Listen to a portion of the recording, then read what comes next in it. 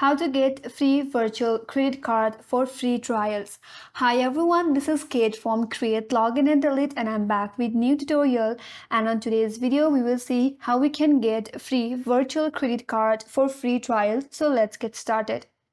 First of all, you have to open up any web browser that you prefer in your laptop, and on the search URL type in freevcc.online. After that, press enter in your keyboard. That will take you to this web page. Now, to use free virtual credit card, first of all, you must have an account. To sign up, navigate to top right corner and click on the sign up button. Now from this login portal, there is a register button on your right hand side. Click on register. Now under register, you have to provide your full name, your username, your email address, and you have to create a password. After that, confirm your password and click on sign up. Once you create an account, you will land on the dashboard like this.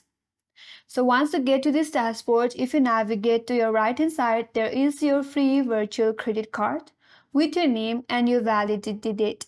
Under that, there is an option to choose the card system. So you can choose your card system to MasterCard, Visa card, American Express, JCB or Discover.